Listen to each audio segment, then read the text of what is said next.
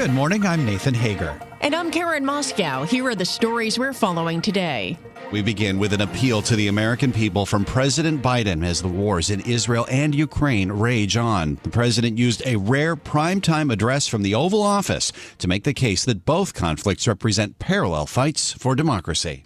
I know these conflicts can seem far away, and it's natural to ask, why does this matter to America? So let me share with you why making sure Israel and Ukraine succeed is vital for America's national security. You know, history has taught us that when terrorists don't pay a price for their terror, when dictators don't pay a price for their aggression, they cause more chaos and death and more destruction. They keep going, and the cost and the threats to America and the world keep rising. In his roughly 15-minute speech, President Biden argued that supporting Ukraine and Israel is vital for America's national security. The White House now plans a formal request to Congress for about $100 billion in resources for both countries, along with Taiwan and the southern U.S. border. Well, Nathan, the president's speech comes as tensions heighten in the Middle East, and Bloomberg's Oliver Crook is covering the war from Tel Aviv. And as fears of escalation and spillover mount, we should also say Hamas has called for a day of rage today across the Islamic world, where last time they called for it, we saw protesters take to the street, really raising the temperatures. Also raising the temperatures, the United States saying that they're seeing more drone attacks in their installations in Iraq and Syria, and that they've also intercepted fire from Yemen headed towards Israel. There is the small matter of a huge country that sits between Yemen and Israel. It's called Saudi Arabia, with huge geopolitical influence. And Bloomberg's Oliver Crook says the death toll continues to mount. More than 1,400 people in Israel have been killed. The Hamas-run Gaza Health Ministry says more than 3,700 Palestinians have also been killed. And Karen, we'll have much more on the war ahead, but we now turn our attention back here to the U.S., where a search for a Speaker of the House is still underway. Round 3 for Jim Jordan's quest to hold the gavel is scheduled for this morning, and Bloomberg's Ed Baxter has the story. More twists and turns to even get to this space. Jordan has come off as supportive of an interim speaker after very heated response from his caucus. So I'm still running for speaker, and I plan to go to the floor and get the votes and win this race. But I want to go talk with a few of my colleagues. Particularly, I want to talk with the 20 individuals who voted against me. Whether that will land him what he needs is a big question as it hangs in the wind and delays action on aid for Israel or Ukraine. Ed Baxter, Bloomberg Radio. All right, Ed, thank you. We turn to the markets now. Jay Powell signaling the Fed will stand pat at its November meeting. After speaking at the Economic Club of New York, the Fed chair told Bloomberg's David Weston the economy is doing a good job of handling tighter monetary policy. So the evidence of your eyes is that the economy is handling much higher rates, at least for now, without difficulty. So notionally, that might tell you that the neutral rate has risen, or it may just tell you that we haven't had rates high enough for long enough. We have models for everything. We have formulas for everything. Ultimately, as a practitioner, we have to, be focused on what the economy is telling us, even taking lags into account. What's it telling us? Does it feel like policy is too tight right now? I would have to say no. I think the evidence is not that policy is too tight right now.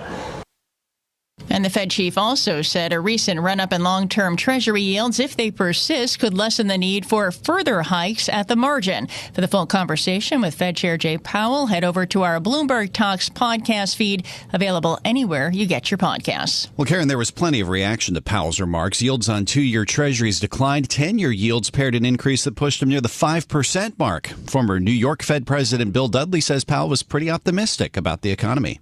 Basically, you got the impression that he's pretty comfortable with the level of rates, and the fact that the economy is a little stronger than expected. Well, that's a nice problem to have. And the fact that bond yields are a little higher, well, that's actually maybe going to help deal with the fact that growth is a little bit stronger than expected. He also implied that he expected growth to slow in the fourth quarter going into next year. So, I think the Fed's on hold until they see whether the economy slows as much as they anticipate or not. Former New York Fed President Bill Dudley is now a Bloomberg opinion columnist.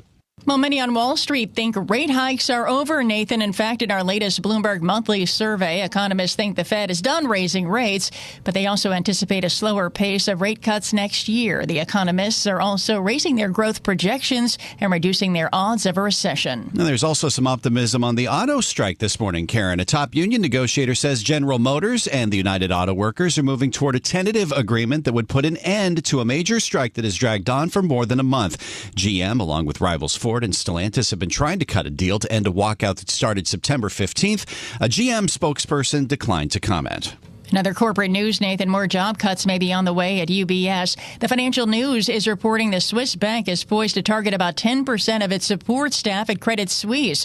UBS is taking over its longtime Swiss rival in a government-orchestrated deal and pairing a combined workforce that swelled to about 120,000. Now let's get you updated on the Sam Bankman-Fried trial, Karen. The third week ended with the testimony of FTX former general counsel Can Sun, who told the court he resigned after finding a massive hole in FTX's balance sheet. The trial will now take a week-long break. It's due to resume October 26th. All right, Nathan, thanks. It's time now for a look at some of the other stories making news around the world. For that, we're joined by Bloomberg's John Tucker. John, good morning. And Karen, the Pentagon is reaffirming that Israel was not behind that deadly rocket strike on a hospital in Gaza this week. Brigadier General Pat Ryder says the U.S. is using its own information to make the determination. It is our assessment that Israel was not responsible for that explosion. We're continuing to assess that. Initial indications are that this was from an errant rocket that was launched by the Palestinian Islamic Jihad. Hundreds were killed in the attack. The president of New York-based private equity giant Blackstone, John Gray, says he remains committed to funding low-income students and cancer research at the University of Pennsylvania while acknowledging concerns over anti-Semitic speech on campus. Some of my colleagues in the financial field and more broadly have raised some really legitimate concerns about hate speech masquerading as free speech in the context of anti-Semitism on college campuses at Penn and other places. Penn has been the center of controversy after high-profile alum demanded that the president and board chair step down. A Maryland Circuit Court judge was fatally shot in the driveway of his home last night. Circuit Court Judge Andrew Wilkinson was found with apparent gunshot wounds around 8 p.m. He was taken from his home in Hagerstown to Meritus Medical Center, where he died of his injuries. The sheriff's office investigating the fatal shooting.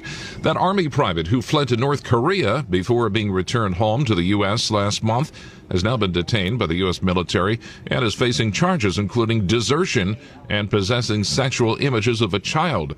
The 8 counts against Private Travis King are detailed in a charging document. CVS pulling some of the most common decongestants off the store shelves. An advisory panel at the FDA declared that the common ingredient in cold medicines, phenylephrine, does not work. It's supposed to be the decongestant in cold medications. It's in some of the most known and widely used cold medications. Global news 24 hours a day, wherever you want it, with Bloomberg News Now. I'm John Tucker, and this is Bloomberg. Karen. All right, John, thank you. Well, we do bring you news throughout the day here on Bloomberg Radio, but now, as John said, you can get the latest news on demand whenever you want it. Subscribe to Bloomberg News Now to get the latest headlines at the click of a button. Get informed on your schedule. You can listen and subscribe to Bloomberg News Now on the Bloomberg Business app, Bloomberg.com, plus Apple, Spotify, and anywhere else you get your podcasts. It is time now for the Bloomberg Sports Update. And here's John Stashower. John. Karen, Thursday Night Football to kick off Week 7. The Jaguars in New Orleans to face the Saints. Jacksonville jumped in front 24-9. Travis Etienne scored twice. The Jags had a pick six. Back came the Saints to tie the game. Jacksonville ball. Just over 3 minutes left. Shotgun, empty backfield for Trevor. 3 right, 2 left. He drops. Looks. Checks it down underneath. That's a crossing route to Christian Kirk. 30, 25, 20, 15, 10. Christian Kirk through the goal line. Touchdown, Jacksonville! A crossing route to Christian Kirk. Jags Radio had it, and they beat the Saints 31-24. Jacksonville's now won 4 games in a row at 5-2. It's their best start since 2007. Jimmy Garoppolo's not going to play for the Raiders Sunday against Chicago. He's got a back injury, and the Bears are expected to be without Justin Fields. Not knowing if the Raiders will go with the veteran Brian Hoyer or the rookie Aiden O'Connell. Sean Watson may play Sunday for Cleveland. He missed last week's game with a shoulder injury. Baseball playoffs, the Arizona Diamondbacks topped the Phillies 2-1 on a Ketel Marte hit. Bottom of the 9th inning, his third hit of the game as the D-backs take a lead in the series for the first time, but the Phillies are still up 2-1 with Game 4 tonight in Phoenix. All Astros in Texas taking Game 4 10-3. Jose Abreu had a big 3-run homer. Chas McCormick a 2-run shot for Jose Altuve. 3 hits 3-run score. That series is now tied at 2. Heading into today's Game 5, Justin Verlander against Jordan Montgomery. John Stashower, Bloomberg Sports. From coast to coast, from New York to San Francisco, Boston to Washington, D.C., nationwide on SiriusXM, the Bloomberg Business app, and Bloomberg.com. This is Bloomberg Daybreak.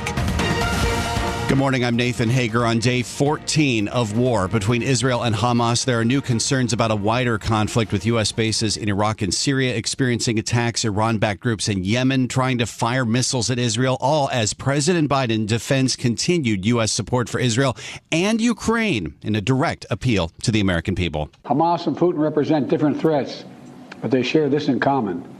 They both want to completely annihilate a neighboring democracy, completely annihilate it. President Biden speaking there in a rare Oval Office address. This morning, we're joined by a team of reporters. Bloomberg's news director for Europe, the Middle East, and Africa, Rosalind Matheson, is with us, along with Bloomberg's Oliver Crook in Tel Aviv. Good morning to you both. I want to start with you, Oliver, just to get the latest on what's been happening overnight in the war between Israel and Hamas.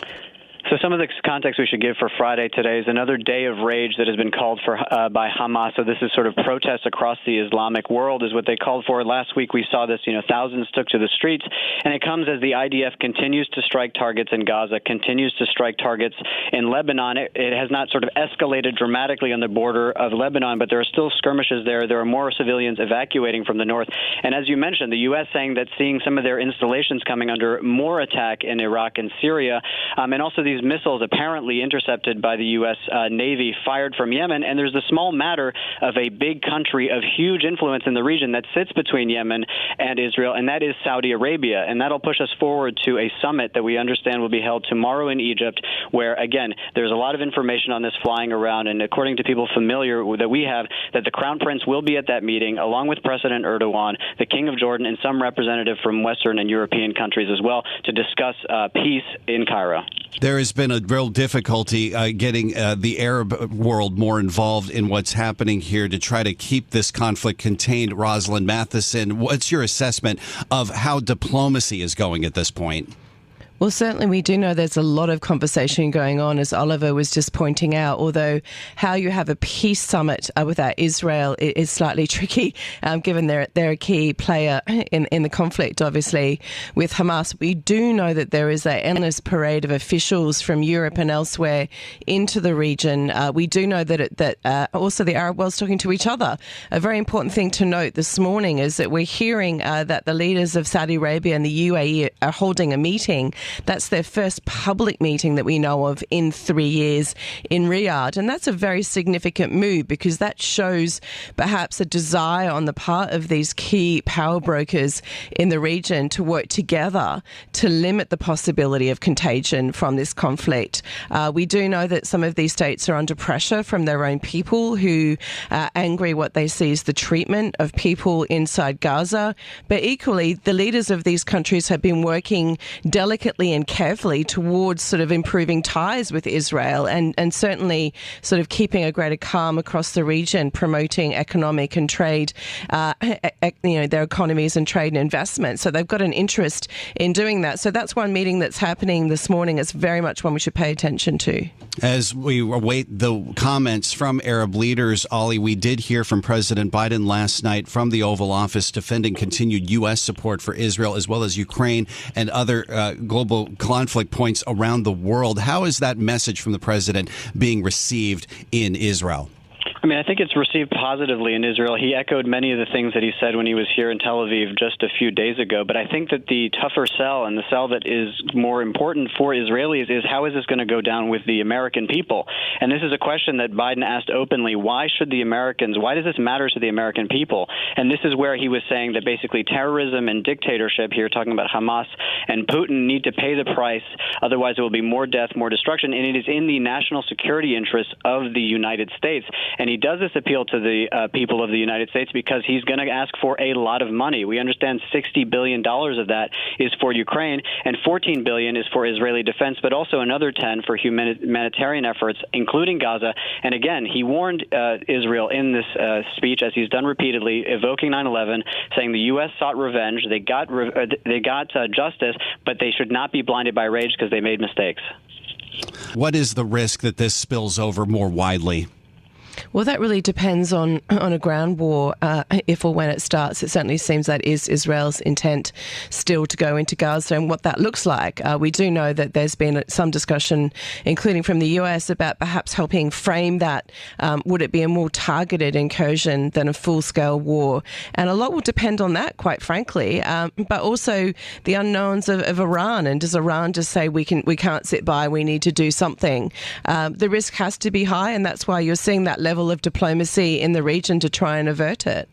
Rosalind Matheson and Oliver Crook of Bloomberg News, team coverage as the war between Israel and Hamas extends into day 14. Ollie, Roz, thanks to you both for being with us this morning. Now, we want to turn from geopolitics to the U.S. economy. We did hear from Federal Reserve Chairman Jerome Powell at the Economic Club of New York, giving a speech followed by a conversation with Bloomberg's David Weston. Let's go. Two-part of that discussion now. Are you surprised at how resilient the United States economy is? Across the board, it seems like a very strong economy, despite all you've done to try to slow it down.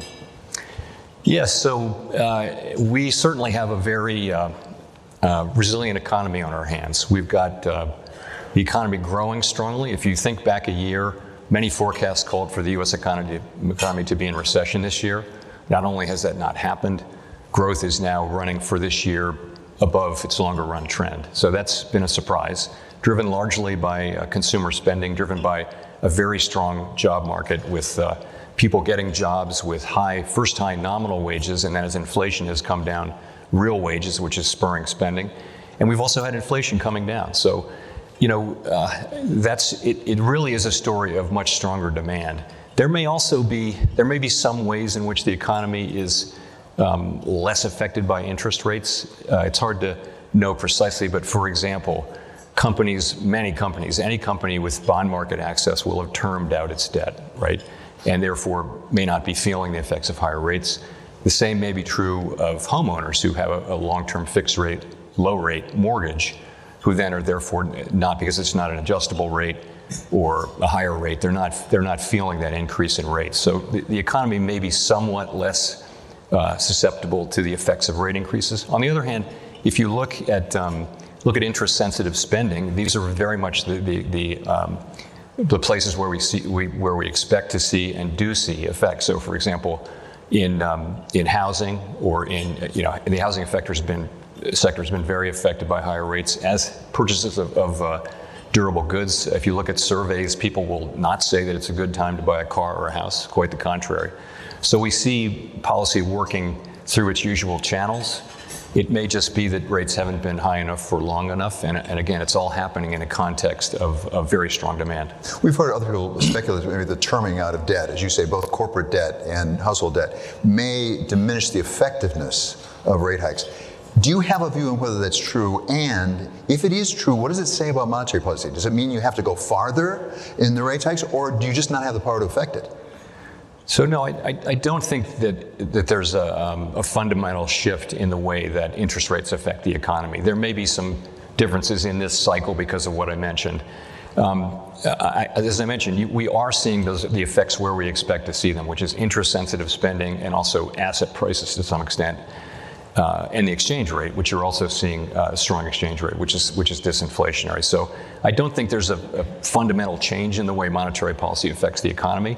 And again, it goes back to just very strong demand. We take the economy as it is. We take fiscal policy and the economy and all the things we don't control, they come to us, and we conduct policy always to achieve maximum employment and stable prices. So we just take what comes.